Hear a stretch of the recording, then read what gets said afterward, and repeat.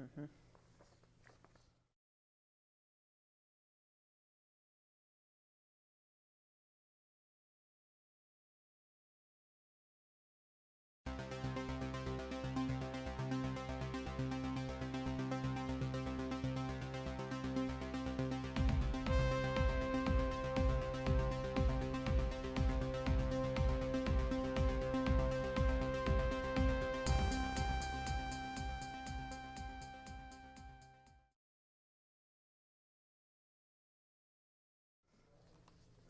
Hello and welcome to Kicker News. I'm Josh Otter. On today's show, we will be meeting a local strongman, a group of filmmakers, and much more. But first, our top story, she shoots and she scores. Women are making their voices heard in the hockey world, including a familiar face in local media. Kellyanne Roberts is headed to the broadcast booth to commentate on what she loves. Kicker Chantel Murrin has the story. In a sport that has been dominated by men, women are taking over. Kellyanne Roberts, a well-known name in the local media, is making history as the first female color commentator in the ECHL.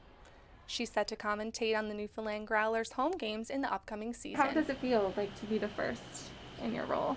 It's a little shocking. I 100% thought there was at least a few females before me, but to be the first is super exciting. A bit of pressure with it, but to be in Newfoundland and Labrador and have this opportunity present itself and to take it and to know that I might be the first, but I definitely will not be the last. The other side of it, which is history in the ECHL. The Growlers communications manager Ken O'Leary says it's great to finally have a woman's voice within the organization.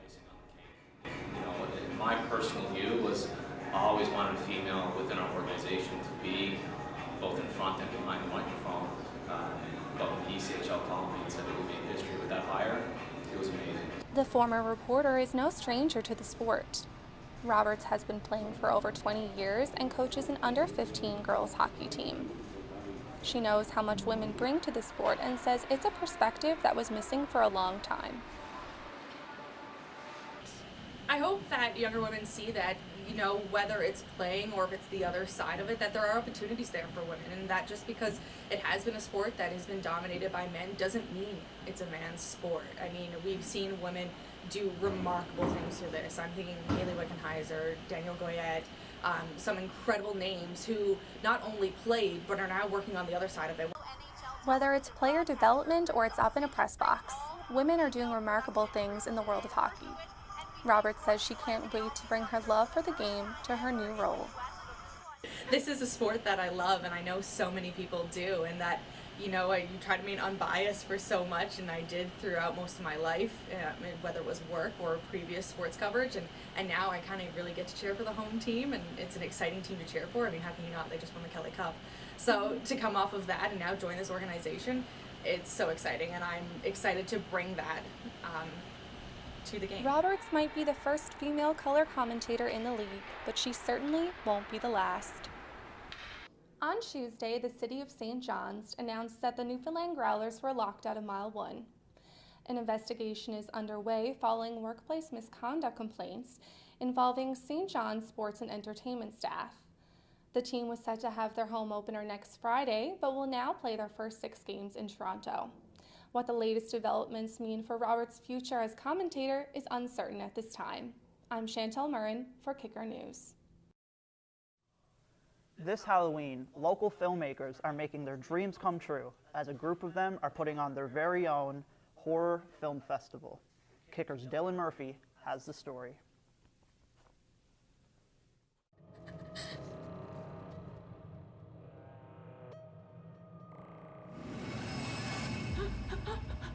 Bullshit. You're saying that the Wolfman killed Frank? Yeah? Nah, June did. No way. That's the way I heard it too. Halloween is a season that frights and delights. For several local filmmakers, this Halloween also marks a season of dreams coming true. If it never happens again, if I never get to write and direct another movie, this ticked off a lot of things I wanted to do as a bucket list project kind of thing, but this is very much a dream project. Mike Hickey is the writer and director of That Halloween, an independent horror film that is making its debut this Halloween weekend. The film has been a project that Hickey has been working on for nearly 7 years. Barry Fratelli, who's the bass player of the Fratellis, who are like my favorite band, had posted on Twitter that he wanted to do more composing work. He was looking for more filmmakers to collaborate with, and if anybody was interested, to reach out. And so I did. And he's like, okay, cool. Like, do you have anything for me to read? And so I didn't. But I wrote the first draft of the movie in like a week.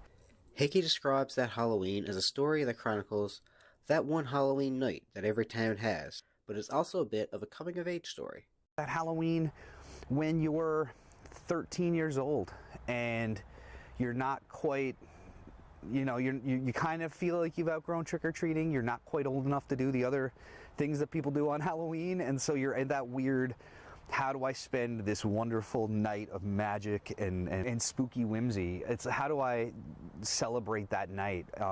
I've been that kid for, you know, from the time I was about 12 until now. I'm still figuring out how to, like, when you're too old to trick-or-treat, like, what's the best thing to do on Halloween night? And the film is debuting at Fogfest, a one-night-only independent film festival hosted by Cineplex. Shane Mills of the production crew Grindmine came up with the idea. So we had a premiere in Halifax, and we've got another screening in Toronto in November. And I was just like, we got to show this here. You know what I mean? And we decided that we'd just make our own festival out of it. Grindmine's short film. All right.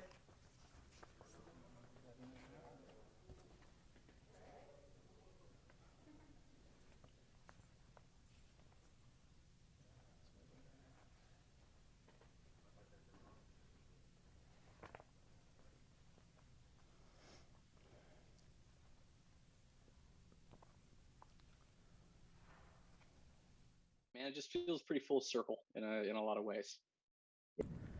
Fogfest is nearly sold out, but some tickets are still available.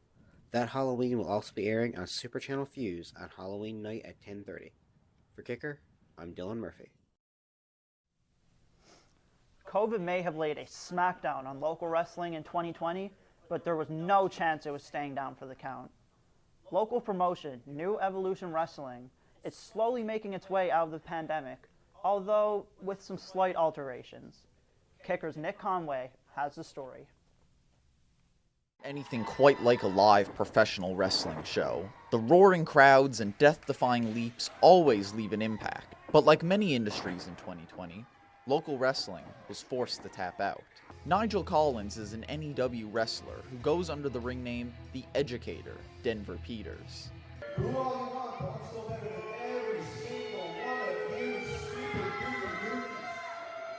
Collins' character, if you couldn't tell, is a bad guy, or heel in wrestling terms. Currently out injured with a partially torn ACL, it was in October 2019 when Collins made his in-ring debut. 5 months later, the entire industry was put on pause. Having it all just come to a complete halt, it sucked. There's nothing better than having a packed COB Armory. There's nothing better than that. After months of no shows, NEW returned to action in August 2020, performing in front of limited crowds. There are many changes made in terms of crowd interaction, a crucial part in wrestling. During matches, we can't be fighting each other outside the ring. Like myself as a heel, I can't be right up in people's faces and just talking them down to the dirt. I have to do that from a distance now. It's still just as effective. Ben Goss works at Kitty Vitty Brewery, the site of NEW's Bash at the Brewery shows. He's the one waving his arms in the front row. Once a wrestling skeptic, Goss says he has a newfound respect for the men and women who compete in the squared circle. No one realizes how much fun they're going to have until they get there, and then it's just one of the coolest things that you can do in the city. No matter if you're a wrestling fan, if you despise wrestling, doesn't matter. It's insane how surprising, how fun the shows are, especially coming from someone who was never into wrestling prior to watching the NEW shows. Seeing Dick Daniels fly into the sea is something Goss says will live on in his memory for a while. Even with some changes, local wrestling continues to kick out at 2.5. Be sure to look out for the next NEW show, coming to a town near you. For Kicker News, I'm Nick Conway.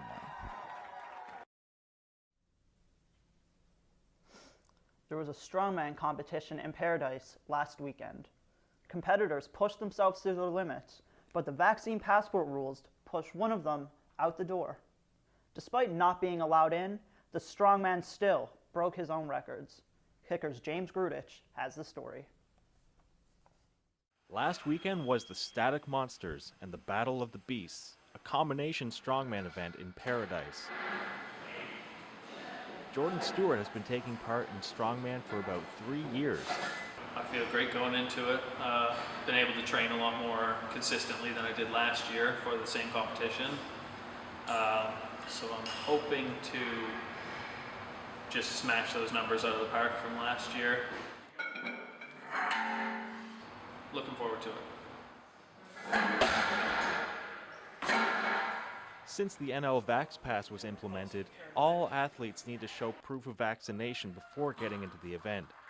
So I have only 1 dose of the vaccine right now, so we came up with a way to do it where I would compete outside alone while the main competition's going on indoors. Mike Owens is the chief referee for the event.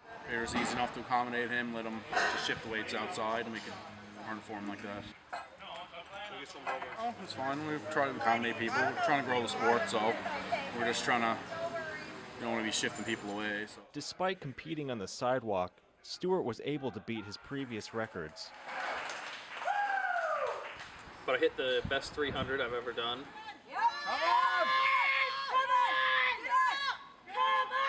But I did manage a 730-pound deadlift, which is the most I've ever done as well. For Kicker News, I'm James Grudich. Now, in our ongoing segment on Heroes of the Pandemic, I'm going to throw to Kicker's Chad Feehan. Now we're going to continue last week's coverage of essential workers in the early days of COVID. First, we talked to a convenience store employee who worked through multiple lockdowns to provide for a family of 4. Josh Hodder has the story.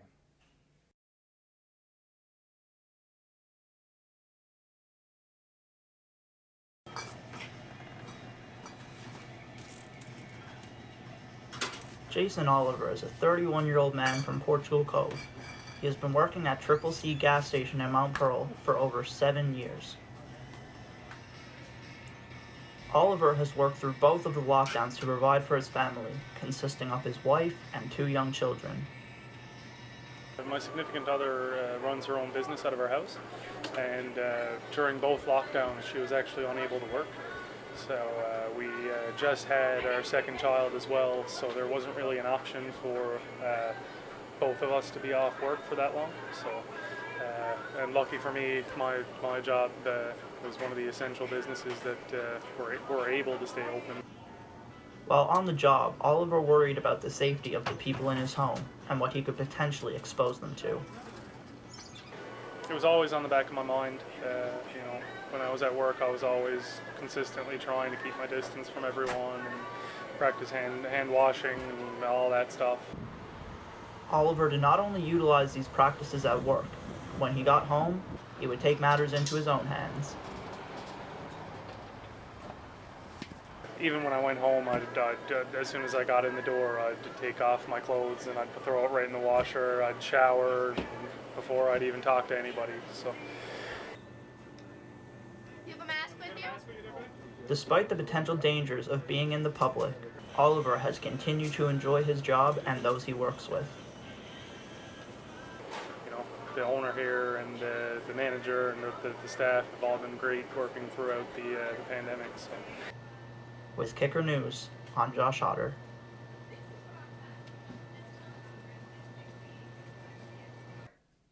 Now we have the story of a Good Samaritan who made masks for people morning to night, eventually donating the proceeds to the Autism Society. Mary Kate O'Neill has the story. Working mother Vanessa Austin decided to make masks out of the kindness of her own heart when the COVID-19 pandemic first made its way into our province. Not only did she make masks, but she raised money towards the Autism Society here in St. John's. No, I just worked on my own and sewed every day from the time I got up to the time I went to sleep.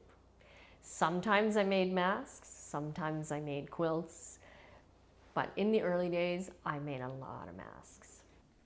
That's my summer edition. That's super pretty. And butterflies.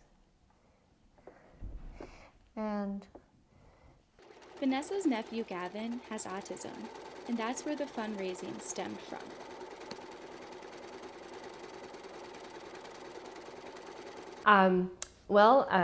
Our nephew Gavin has autism, and he every year does a fundraiser for autism causes here in Newfoundland, and he does a walk, I believe it is, and he looks for sponsors.